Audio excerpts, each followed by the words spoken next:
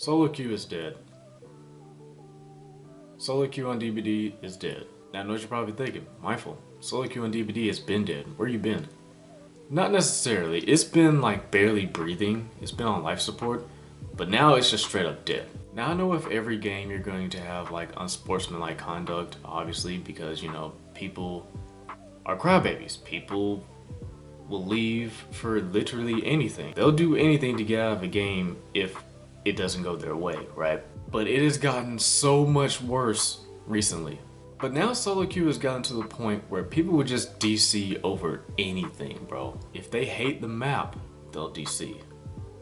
If they get found first, they'll DC. If they get hooked first, they'll DC. Like literally a week or two ago, I had a match where my whole team DC'd. Every single one of them DC'd. And if I can find the clip, I'll put it here, but it's ridiculous. And to be honest, I feel like the main culprits are the people who are running stealth builds or just crybabies. Because the thing is, when people are running stealth builds, they don't expect to be found first. Sometimes they don't expect to be found at all. But what y'all gotta realize is people run Lethal Pursuer. Killers will run Lethal Pursuer. If you guys don't know what Lethal Pursuer is, it's basically a killer perk that allows the killer to see everyone's aura for about 9 seconds.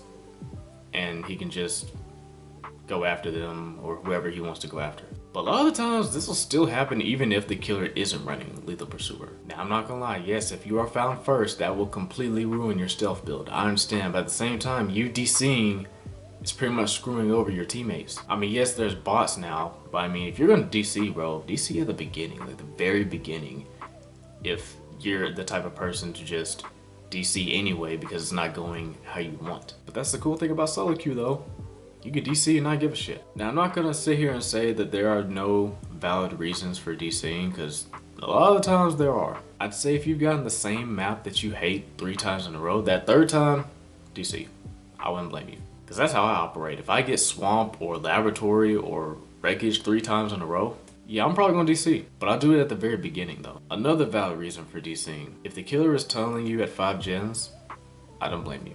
Because realistically, there's no reason to tunnel at 5 gens. No one wants to play a match where they're constantly being followed, tunneled, and being put right back on the hook. Because realistically, that's no fun, and I can understand someone wanting to DC because if you're the killer and you're tunneling at 5 gens, you don't even care about the other 3 people. You just want to make sure this one person that you found, you get them out.